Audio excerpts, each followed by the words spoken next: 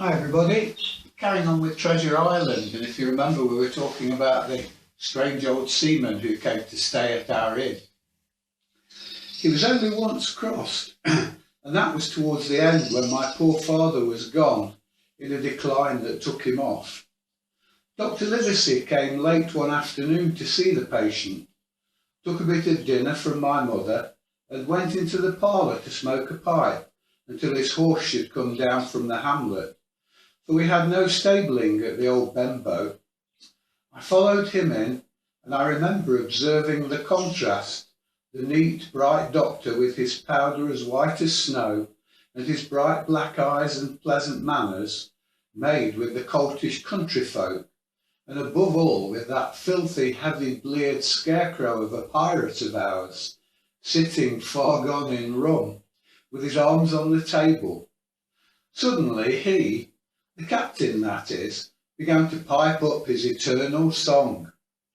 15 men on a dead man's chest, yo ho ho, and a bottle of rum, drink and the devil had done for the rest, yo ho ho, and a bottle of rum. At first I had supposed the dead man's chest to be like that identical big box of his, upstairs in the front room, and the thought had been mingled in my nightmares with that of the one-legged seafaring man.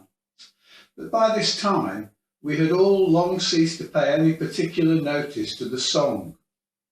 It was new that night to nobody but Dr. Livesey, and on him I observed it did not produce an agreeable effect, for he looked up for a moment quite angrily before he went on with his talk to old Taylor, the gardener, on a new cure for the rheumatics. In the meantime, the captain gradually brightened up at his own music, and at last flapped his hand upon the table before him in a way we all knew to mean silence. The voices stopped at once, all but Dr. Livesey's. He went on as before, speaking clear and kind, and drawing briskly at his pipe between every word or two. The captain glared at him for a while, flapped his hand again, glared still harder, and at last broke out with a villainous low oath. "Silence there between decks." "Were you addressing me, sir?" says the doctor. And when the ruffian had told him with another oath that this was so, "I have only one thing to say to you, sir," replies the doctor, "that if you keep on drinking rum, the world will soon be quit of a very dirty scoundrel." The old fellow's fury was awful. He sprang to his feet, drew and opened a sailor's clasp knife, and balancing it open on the palm of his hand, threatened to pin the doctor to the wall. The doctor never so much as moved. He spoke to him as before over his shoulder, and in the same tone of voice, rather high so that all the room might hear, but perfectly calm and steady. "If you do not put that knife this instant in your pocket, I promise upon my honour you shall hang at the next assizes." Then followed a battle of looks between them, but the captain soon knuckled under, put up his weapon and resumed his seat, grumbling like a beaten dog. "And now, sir," continued the doctor, "since I know there's such a fellow in my district, you may count I'll have an eye upon you day and night. I'm not a doctor only, I'm a magistrate, and if I catch a breath of complaint against you, if it's only for a piece of incivility like tonight's, I'll take an effectual means to have you hunted down and routed out of this. Let that suffice." Soon after, Dr. Livesey's horse came to the door and he rode away, but the captain held his peace that evening and for many evenings to come. It was not very long after this that there occurred the first of the mysterious events that rid us at last of the captain, though not, as you will see, of his affairs. It was a bitter cold winter with long hard frosts and heavy gales, and it was plain from the first that my poor father was little likely to see the spring. He sank daily.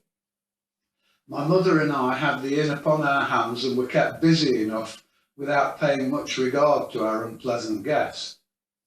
It was one January morning, very early, a pinching, frosty morning, the cove all grey with hoarfrost, the ripples lapping softly on the stones, the sun still low and only touching the hilltops and shining far to seaward. The captain had risen earlier than usual and set out down the beach, his cutlass swinging under broad skirts of the old blue coat, his brass telescope under his arm, his hat tilted back upon his head. I remember his breath hanging like smoke in his wake as he strode off, and the last sound I heard of him as he turned the big rock was a loud snort of indignation, as though his mind was still running upon Dr. Livesey.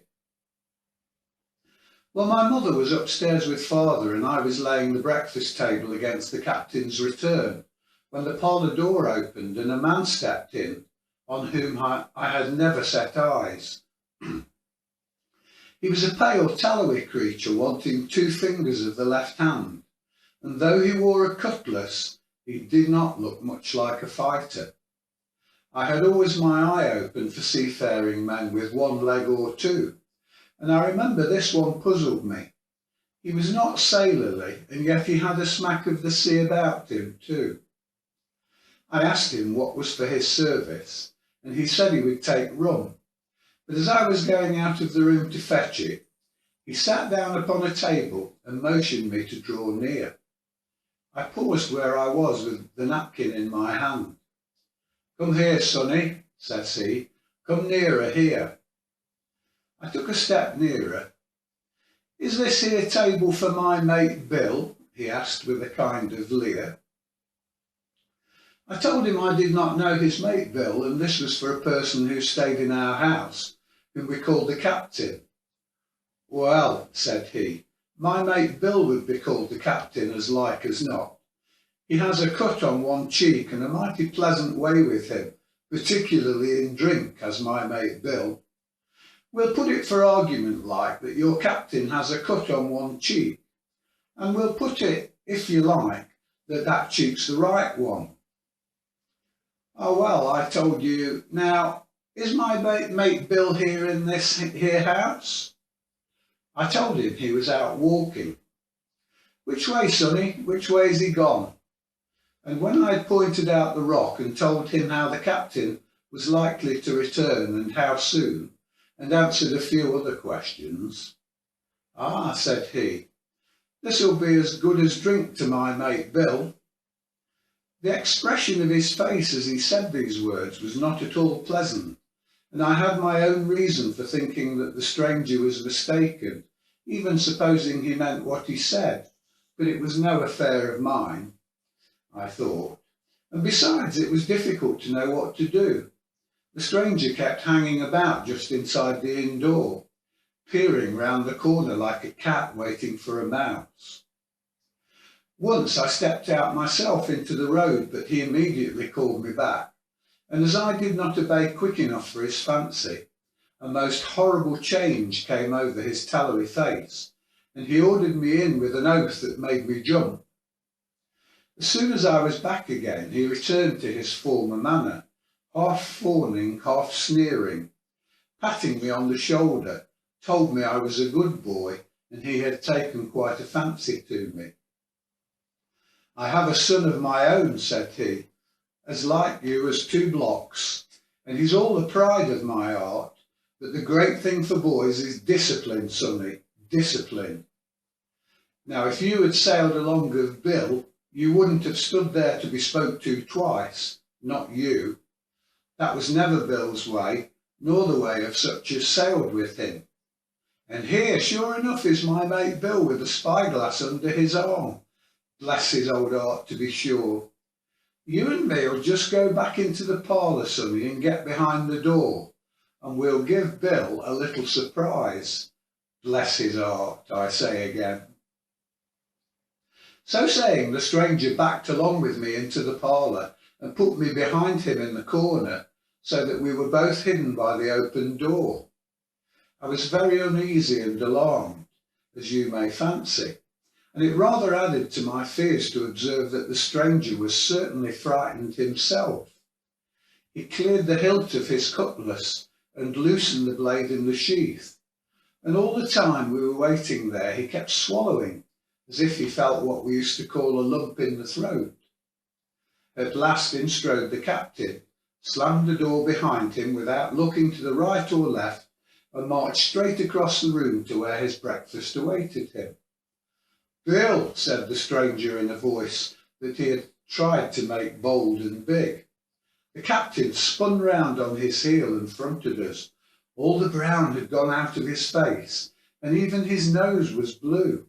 He had the look of a man who sees a ghost, or the evil one, or something worse if anything can be.